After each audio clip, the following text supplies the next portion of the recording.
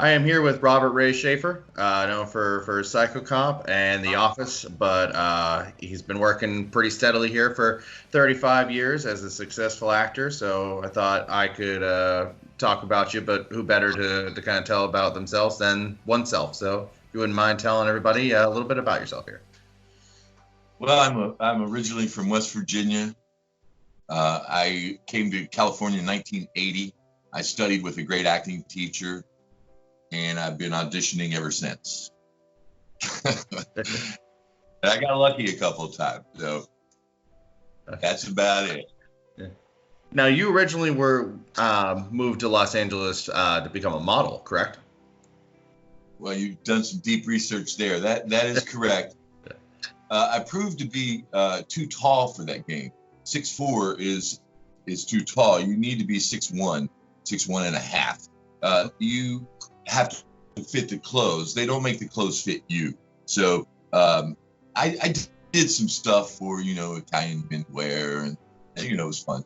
But it was instructive because I was working with still cameras. Which is a very good basis for an actor to start with, is to learn the various angles and reactions. The human face is capable of 22,000 expressions. So most actors try to get 22,000 into one take. So it can be a little rough. But anyway, I exaggerated, of course. So fortunately, and I had a photographer friend who had worked with some really great names, fashion photographers from New York, and artists, Scavullo and Penn and Warren and those guys, and Leibovitz. And so he was very exacting and very hard on me because he was a friend. But when we got into the studio, he just cracked the whip.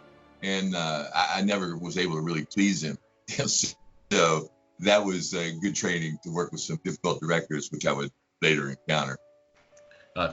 And a rather famous girlfriend just told you to kind of take a look into the acting world. Is that correct? Well, Miss Susan Day, yes, she was a wonderful actress, and we were together about 5 years, and it was fairy tale stuff there for a while, and then Hollywood intruded its ugly head. We went our separate ways, but it was really truly a great foundation. The interesting aspect of it was that, as Mr. Day, I went to she was at the top of the game, so we were at all the openings and being photographed, et cetera, et cetera. And then once we were apart, I was down back at the very bottom, waiting tables, and starting all over as an unknown, and that's how it had to be. So I really felt like I had some luck learning about the business, because I didn't know a thing about acting or movies. I had no interest. I never watched them as a kid. I was an outdoors guy. I was a basketball player. I wasn't laying around watching TV. Okay, so I was essentially starting, from the beginning. And so when Susan and I split up, I lived on Melrose and La Brea, and there was this video store there. Rocket Video was the name of it, and VHSs, and Beta was still around. That shows how old I am. And I got a classic movie every day. I was just pounding movies nonstop every day.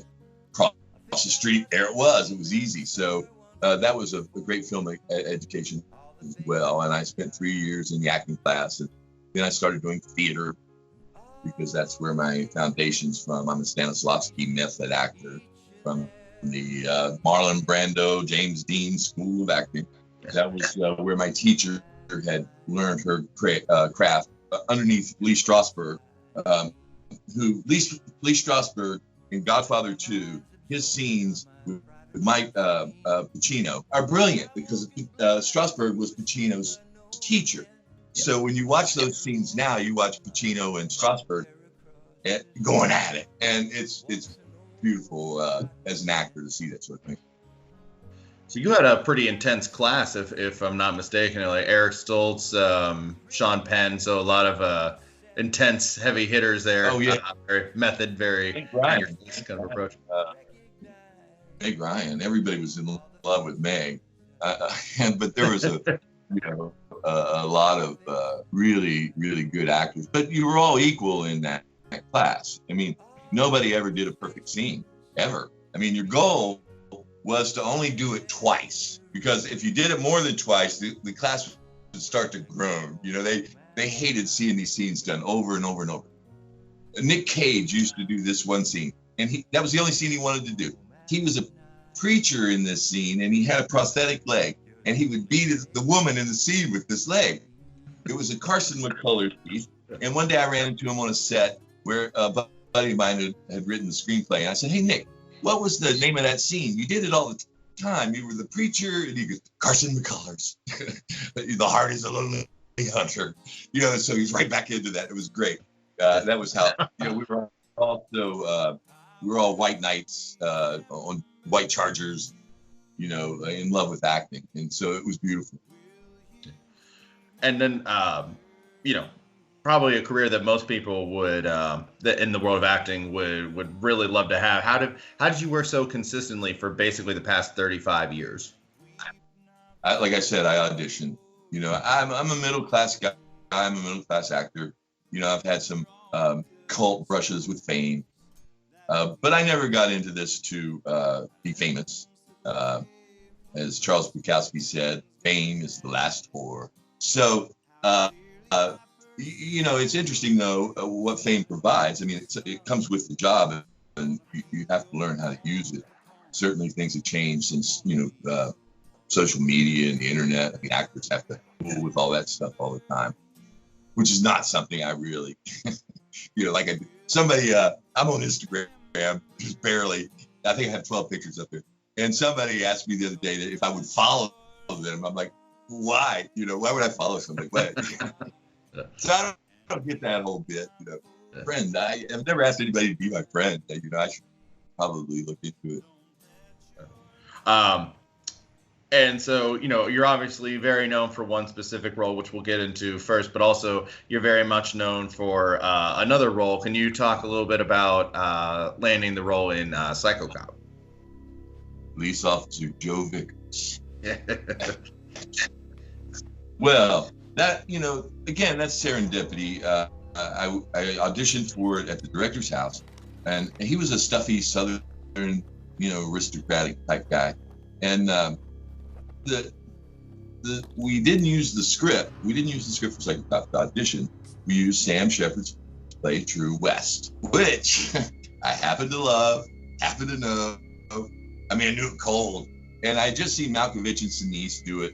Later, I was able to do that play on its 20th anniversary in Pasadena, where Mr. Shepard wrote it. And it's one of the greatest pieces ever. I mean, it's powerful. You're on stage, and I mean, you are shaking their peaches, right? So I was listening. I was in the waiting room, and I was listening, and the guys were just butchering it. Because Sam Shepard is so hard to do. It's not easy. You can't, especially cold reading it. So I didn't, so I go in and sit down, and he says, we're doing True West. Do you know it? I'm like, yeah, a little. Yeah. I didn't let on that, like, hey, I was ready to put this thing up on the stage, Lee, I want to play Lee.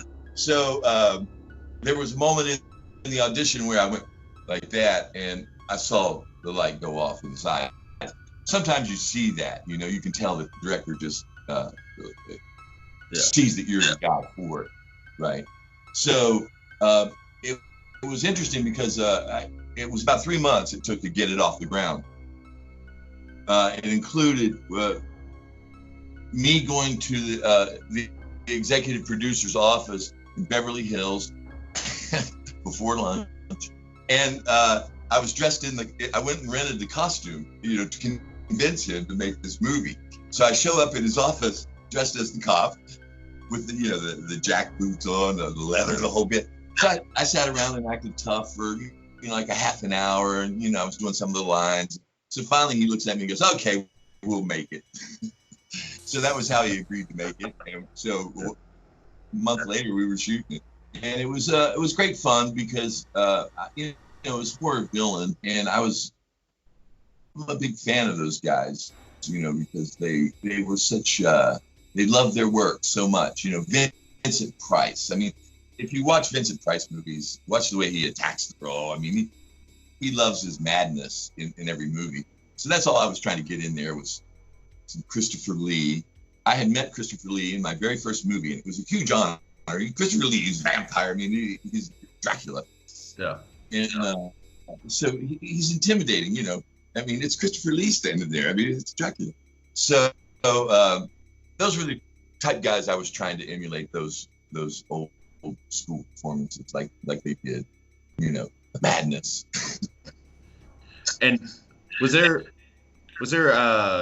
information that you were given the opportunity to audition for Back to the Future 2, and was that something that you turned down? True story. The casting director couldn't believe it. You know, she's like, wait, how's he turning these guys down? And I'm like, I'm gonna go make 5 pictures. I'm gonna be Psychopath. I'm gonna crush it. And then the distributor buried it. And you know, the film is okay. I mean, I have mixed feelings about the film because the director, in my inexperience with the director, you know, I was trying to please everybody in those days. You know, we looped in, you know, like 80% of that is ADR, me looping the performance.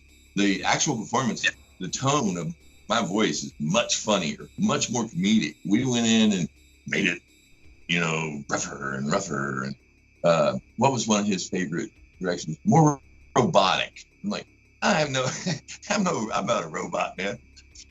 What are you talking about, robotic? So how did The Office become a thing in your life? Obviously, you know, audition. Cult thing. Audition. I got a call from Allison Jones's office, and I went in and read for it. And a couple weeks later, got the call back. Went in. Phyllis was there. Phyllis picked me. Let's face it, Phyllis. It was her call, and she chose me. So the next morning, I was on the set shooting. I was first up the next morning. So at that point, I remember I went to a screening in Hollywood, and I told a friend, I said, I just did this show, The Office, and I think it could be a recurring role. I hope so. I'm the boyfriend of one of the girls in The Office. Which one? The cute one? I'm like, no. You mean Pam? No, I won't be Pam's boyfriend. And what is it like? Pam's mug. That's a sweet. I gotta get me one of those. What's it like getting to play a character, like a reoccurring character like that, where it's not just one and done, where you get to come back and, you know, play Bob season after season? John, it's a double-edged sword because, you know, you're grateful for what you get, but you want more. You want more and more and more. So that's you know, you want to be, you know, when I was a basketball player, I didn't want to sit on the bench. I wanted to be in the game, right? Playing, right. Getting shot up. So that's the same thing.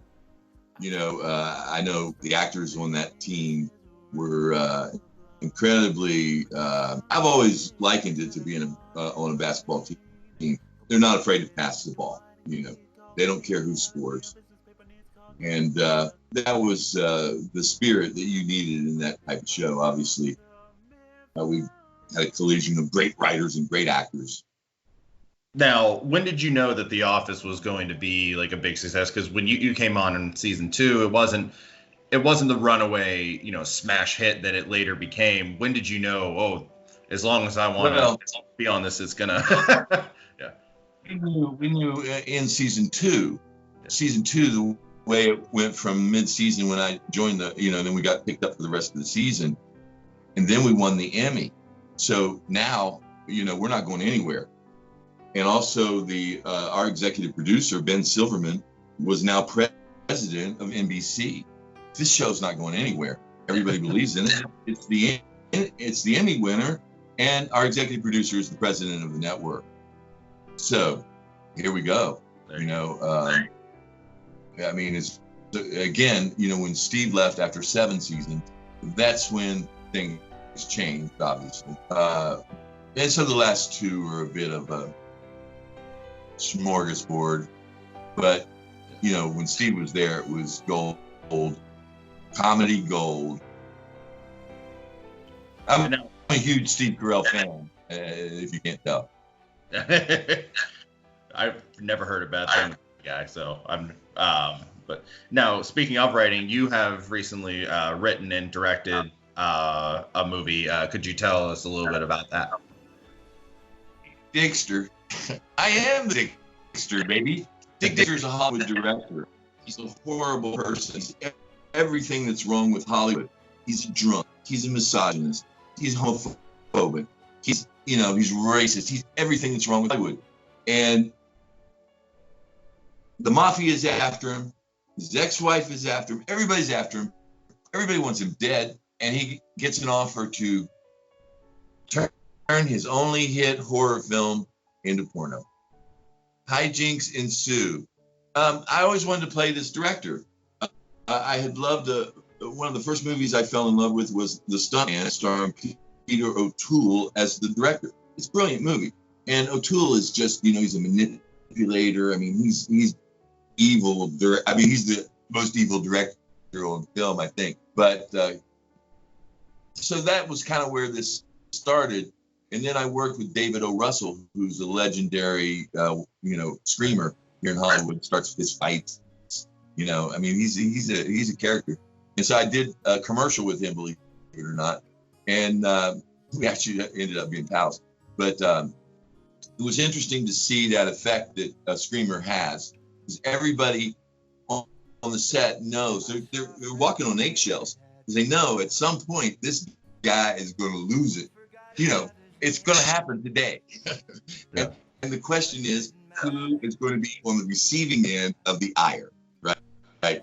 Yeah. So, I thought, well, this is a fantastic way to, make a movie is with this character. And so I wanted to make a mockumentary. I wanted to show the office people that I had learned my lessons well. I spent 7 years on watching how that worked. And I'm a big fan of it, especially when I was a producer. I didn't direct this film. I produced it and wrote it and starred in it and cast it and chose the music and the still photo. I mean, it's my movie. I didn't. There was way too much on the plate for me to direct myself. I've got to have somebody watching me play this part. I can't be outside myself while I'm playing this part. I marvel at how Eastwood and Woody Allen, and some of these people act and direct at the same time. I mean, it's because there's such two different disciplines. I mean, this part required far too much of me in every scene to have any notion that I was going to direct it. I would like to direct something. There's a film, I think I'm going to make Psycho Cop 3 next. I've written the script. I'm meeting with the director, Adam Rifkin, who directed number 2. And my buddy, Nick Vallelonga, is in Psycho Cop Returns. I put him in that. And last year, he won 2 Academy Awards as a producer and screenwriter for Green Book. So one of my Psycho Cop buddies is a 2-time Academy Award winner. So we're screening the film on February 22nd here in Hollywood. There's this posh new screening room, and they selected us to come down, and we get to see the new print that was made into a Blu-ray last year, and it's going to be great. I'm psyched. Sweet. That's awesome news. Watch your younger self in many ways. I mean, that was me 25 years ago, and so it's kind of like visiting an antique store. That's a nice antique there. That's a, you know what I mean? I mean, it's like a curiosity to me now, to think back on it, because you're kind of reliving the experience of making the movie, which is everything. And I told people this about that movie. The thing that made that movie was we shot it in 12 days in this office building in Burbank. And on the way out to Burbank every night, we were shooting nights, which, is fun. We would stop at PhotoCam and watch the dailies from the day before, the whole cast and crew. So every day we were watching the film as we made it. And that was really a great experience on that film. It informed the tone of the film so much because we realized what we were getting because we were watching it. But speaking of Psycho Cop, and I'm certainly not putting words in your mouth because I don't know what it is, but do you have a favorite role that you did? Bob Vance. Yeah. I mean, it's the closest to me, you know. And Bob Vance is a United States Marine Corps combat infantry officer from Vietnam, and that was always what I was playing. You know, once I learned that detail about him, I was like, there we go.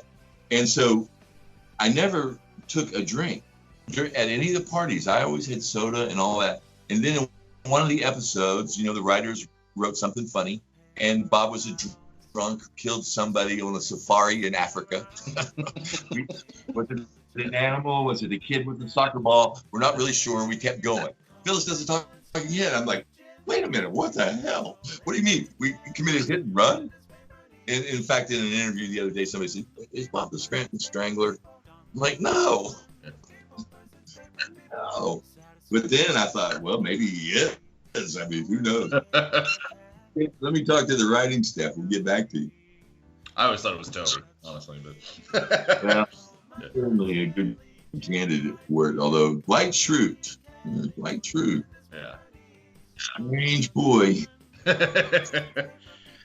you have a preference when it comes to, you know, theater or television or film acting? Do you have one that you prefer, or is it all equal? Oh, I like to watch the theater.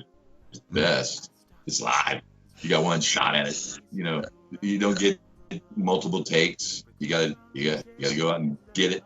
And I like, you know, that you're sustained. You're in the character for 2 hours continuously, as opposed to start, stop.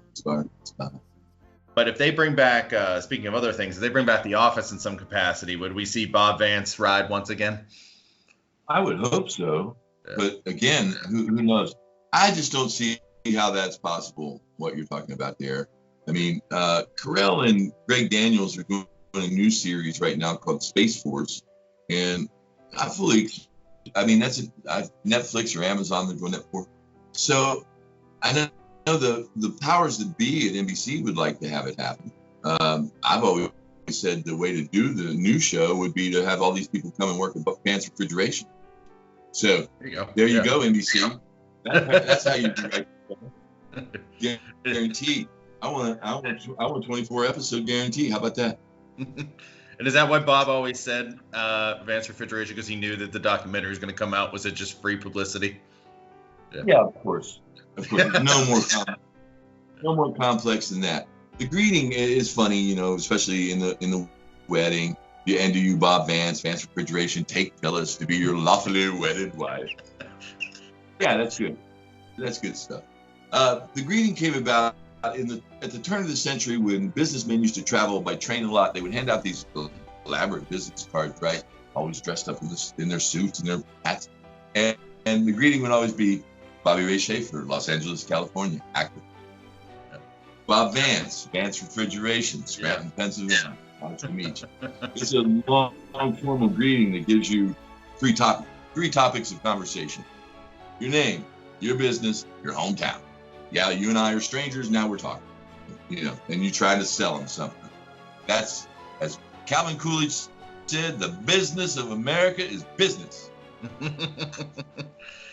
Very cool. Well, man, I can't thank you enough. I appreciate you giving me some time here. Sure. Yeah. And I can't wait to get this out because that was awesome. So thank you so much. Yeah. My pleasure, John. Nice talking to you.